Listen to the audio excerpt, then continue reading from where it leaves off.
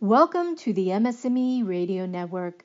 The broadcast shows are for informational and entertainment purposes only. They are not designed to provide listeners with specific personal, medical, or counseling advice. Individuals with a medical issue should always consult their healthcare provider. MS&Me is not responsible for content of individual shows. The views expressed by show host or the guest are their own. Enjoy the show.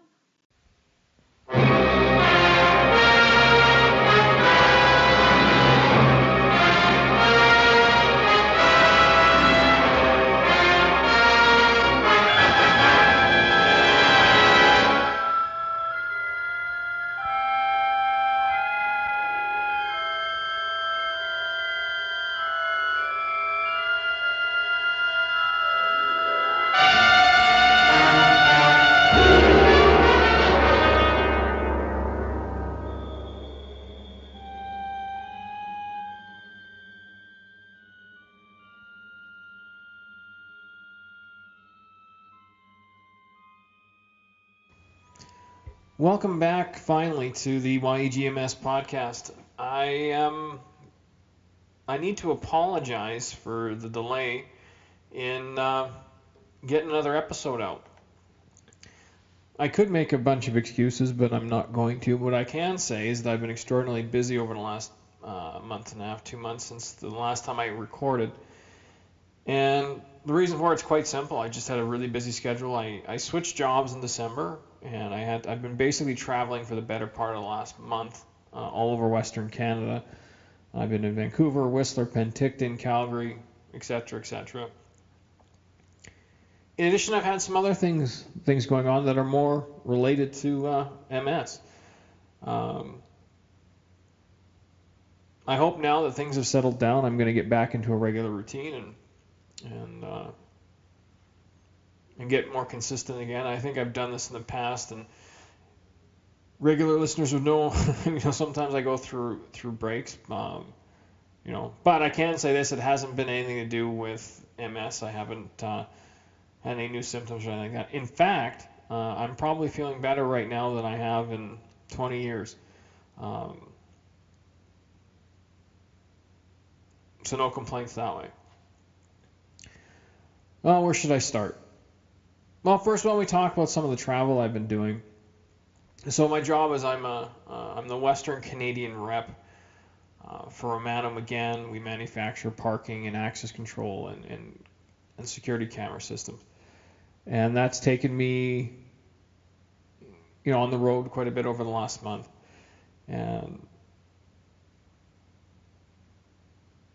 but it's also taken me some places where I've had an opportunity to get some interesting runs in and do some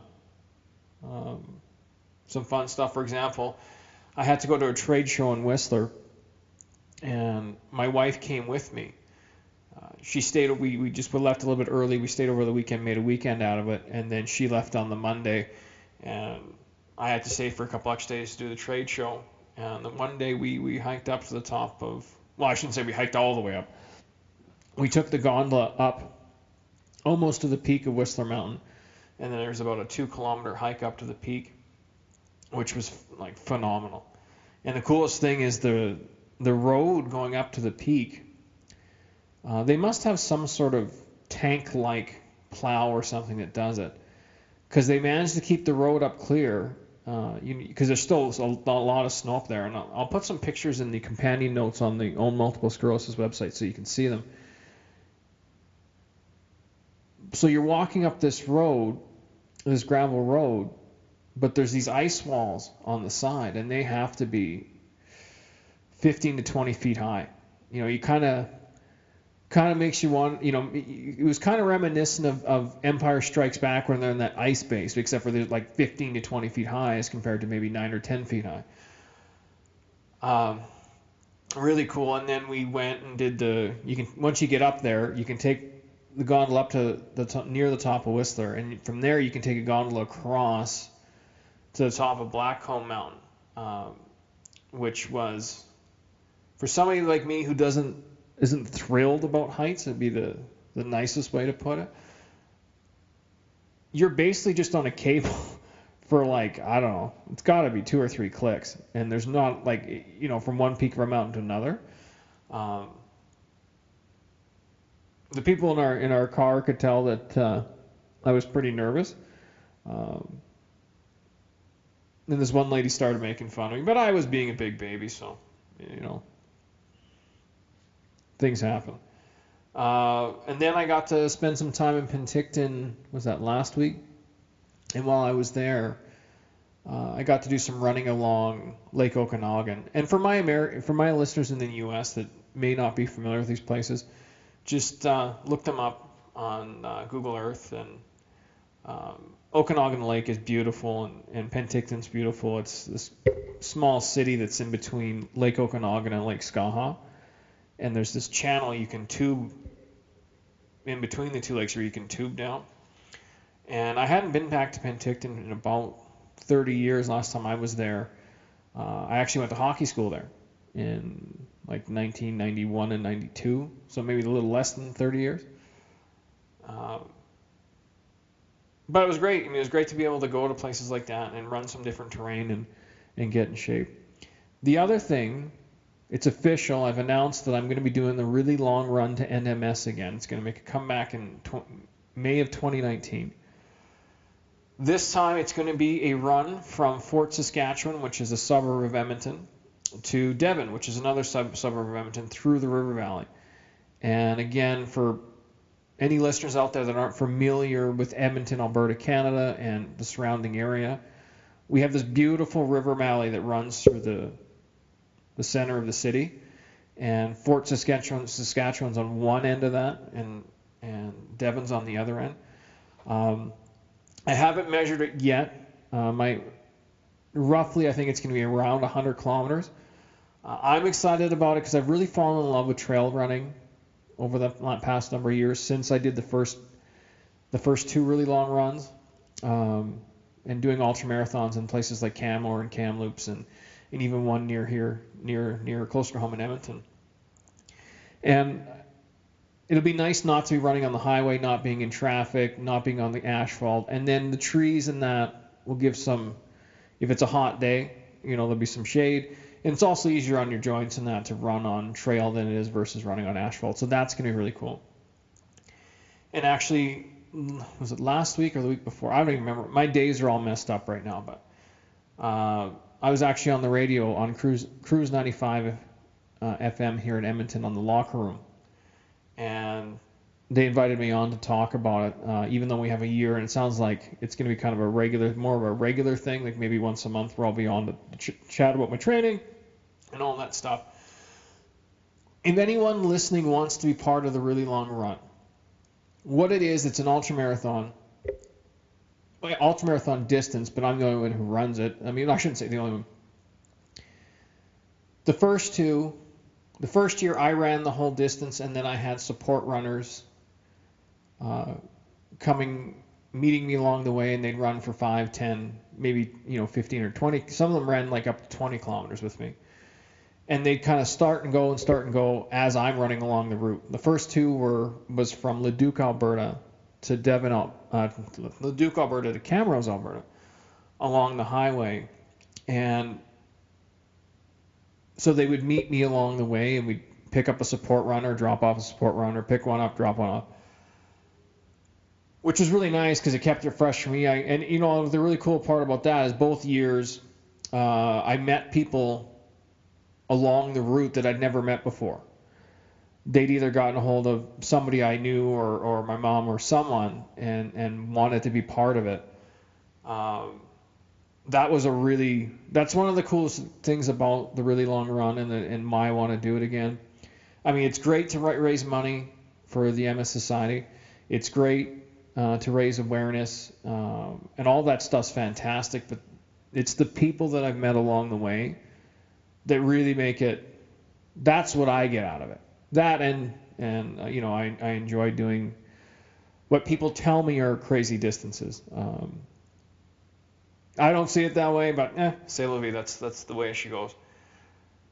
So that's been announced. I'm actually going to be meeting with some of the folks that want to be team members. Oh, I should mention. And then the second year, that we did the really long run. A gentleman by the name of Chris T. and a gal by the name of Jen Ferentz. Chris T is a fairly well-known trainer around Edmonton. He's often on Global News and on CBC Radio in the morning. And Jen Ferentz is one of the primary organizers of the November Project, which is a free exercise group that meets at various sites around the city 3 times a week, Monday, Wednesday, Friday. They ran the whole distance with me year 2. Next year, next May, a really good friend of mine, Paul, who I met through my association with Adidas. He actually runs one of the Adidas stores. Him and I started running together, and we've run the Canmore Grizzly Ultramarathon twice together now. We've become really, really good buddies. He's planning on running the whole 100-ish kilometers with me when we go from Fort Saskatchewan to Devon. And another friend of mine, Mark Veerkamp, who's actually run the death race, which I can't even imagine if you're not familiar with the death race. It's a little bit further north in Alberta here, and it's one of those runs that, you basically go up a mountain and down a mountain, and you could be running up, we're talking 18 to 24 hours kind of run. So it makes anything that I do look pretty easy. Anyway, he's going to help me plan the route. So next week we're going to kind of get the team together, hopefully, if schedules allow, and plan out the route and get all that stuff. So even though it's a year away, I'm really looking forward to it. I've been training. My training group right now is I have there's this stretch in the river valley where there's a bunch of stairs, and I've probably talked about it on the podcast before, but I try and do 5 lengths of this one route, and 5 lengths is about 8 kilometers, and over that time it's about 8 kilometers and then about 1,100 stairs, and some pretty steep stairs at the same time. I live in a prairie, so to find a place where I can get that kind of elevation is important, especially if I'm going to do trail. And then it's been awesome because I've been also going to the gym and lifting weights with my wife, so it's really, really cool. Other MS related stuff that's been going on. 2 weeks ago, this PR group out of Toronto, who I did some voiceover work for a video on MS, an animated video on MS that they're working on. They were through town with a MS virtual reality experience, and they were doing that on behalf of a pharmaceutical company called EMD Serono. And they asked me if So I went on the local TV with them to talk about the virtual reality experience, and later that same day there was an event at the Windspear, so the general public could come in and try this VR experience. And I should preface this by saying when I was approached by this group, and with the understanding that they were being funded by a pharmaceutical company, I want to make it clear that I was not paid. So this is not a paid endorsement for any MS drug. I would never offer an endorsement for a drug. And the bottom line is because you can't, it's so different for everyone, I couldn't guarantee that anything specific would work for you or anyone else. And I just think ethically there's an issue there. So anything I did for far the voiceover and all that was all done, volunteer.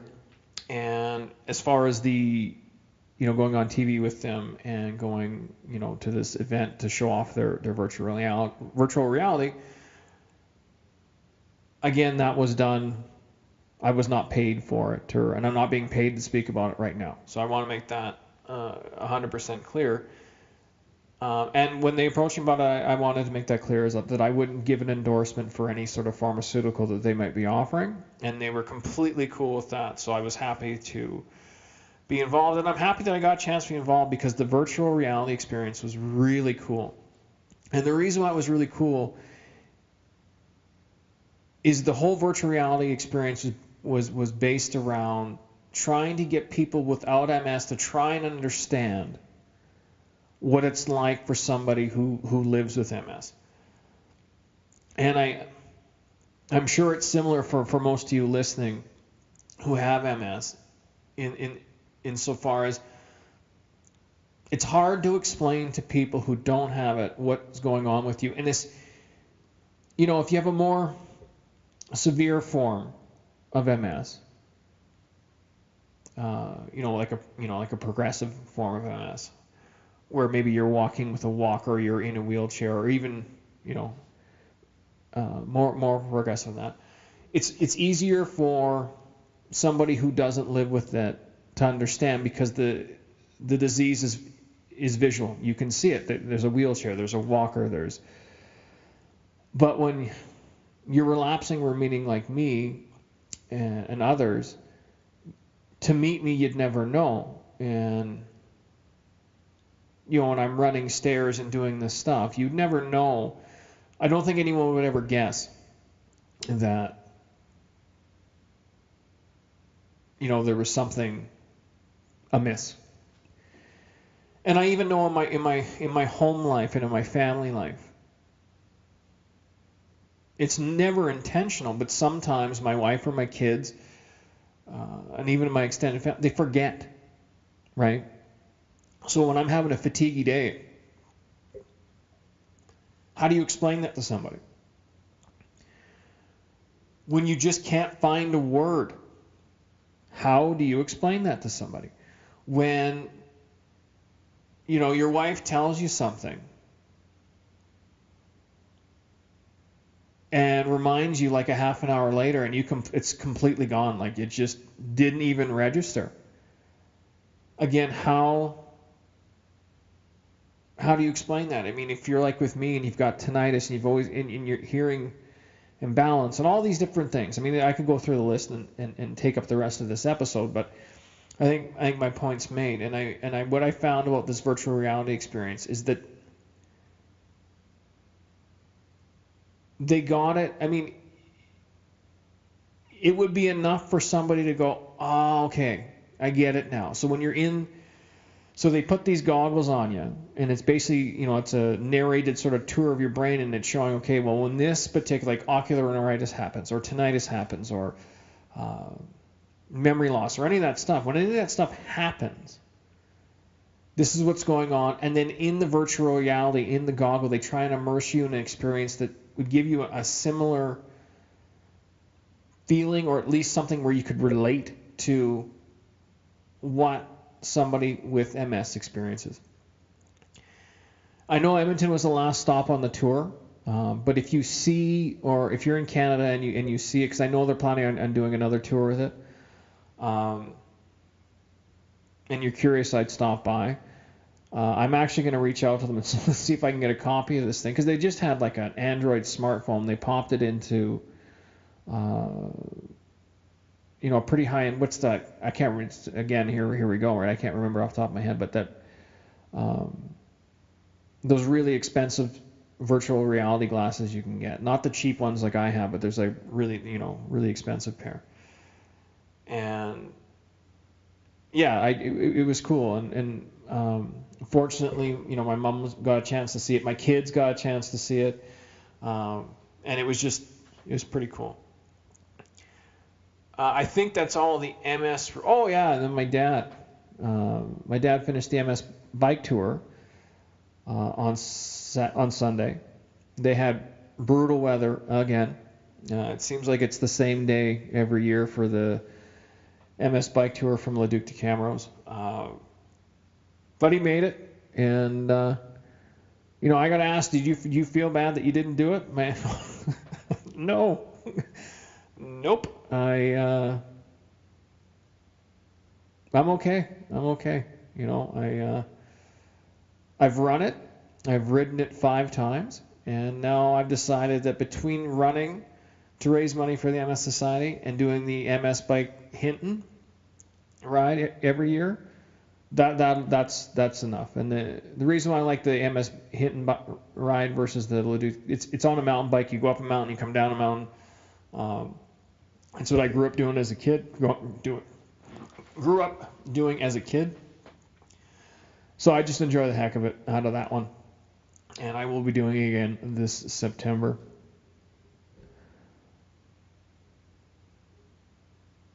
So what else is going on? I should also mention diet. I know I mentioned previously, I think it was on the last one I recorded was called Losing Weight Eating Bacon. My buddy Danny and I did start that podcast. I think we're 3 episodes in. We had about a month gap here because of all my travel. I'm hoping to record one this weekend. Good news is, last time I talked to him, which is going back a couple of weeks now, he was already down 13 pounds and 2 inches. Now, what Dan's done is so far is he's eliminated a lot of the junk food he was eating. He's eating, I would call what doing his diet lazy paleo, and he's doing fantastic. And he's doing a little bit of walking, but this is primarily through diet. But I would be remiss if I didn't mention my father. So take a step back, and I may mention, and I apologize if I'm repeating myself. But my dad, I started on sort of a ketogenic diet, what I would call a lazy ketogenic diet, back in October. My buddy Paul, who I mentioned previously from the Adidas store, he showed up in Canmore at the Grizzly, and I'd been about a month and a half since I'd seen him, and he had noticeably lost weight. And I asked him if he was sick, and he said no. Told me what he was doing. And as I've mentioned previously, all the running I've done, you would think that I would lose more weight than I have, but so I started on that in October. Since that time, I'm down 2 pant sizes, and I shaved my beard, and the change is dramatic enough that my mother-in-law didn't recognize me the last time she saw me. Now, I should preface it, we rent a cabin at Pigeon Lake every summer for the whole summer, and I just finished putting out the dock, and my mom and I were sitting on the end of the dock on chairs, and my mother-in-law had walked down to the beach and decided to come out and say hi to my mom, but she had no idea who my mom was talking to. Well, it was me. And my mother-in-law, it took her a second to realize it was me when she was like a few feet away from me. And it happened again yesterday. I hadn't seen, my wife is an acupuncturist, and we were changing over kids, and I was grabbing my son, but he had to pee, so we went into the clinic. And the lady that owns the clinic, I hadn't seen her in probably a year, didn't recognize me. And my wife asked me this morning, she said, does that creep you out? And I said, no, it makes you, it's not the worst thing in the world. So it has been dramatic. And then my dad, separate from me, I'd mentioned to him, because he has a sleep apnea mask, and, he's 60, he's in his mid-60s, and he'd admit it. I mean, I'm not saying he wouldn't admit, he's got some weight to lose. And I've been mentioning it to him, but he's pre-diabetic, so he went to his doctor, and I've never met his doctor, but I love her, because she prescribed the ketogenic diet to him to help with the diabetes and that. And the last time he had his blood work done, his cholesterol was really high. Now, this is where it gets counterintuitive. So he goes on a high-fat, low-carbohydrate, low-sugar diet, gets blood work done 2 months later. His doctor gets the blood work back, and his cholesterol is perfect on a high-fat diet. Like, this is so counterintuitive to the way we've been taught, but that's what happened.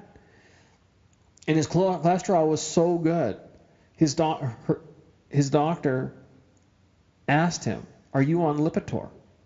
And that's a cholesterol medication. But how could he? And it's crazy that she even asked the question, because she would have had to prescribe it. But she was just like so blown away by how much his cholesterol had come down that she, basically was like, "Are you getting black market, cholesterol meds or whatever?" And it's really really nice to see. Like it just made me feel really good. Not, I mean, she's the one who told him, but like she was the one who convinced him to go on it. But it gave me some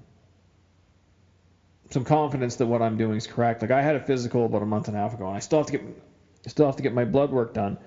I just haven't found the time.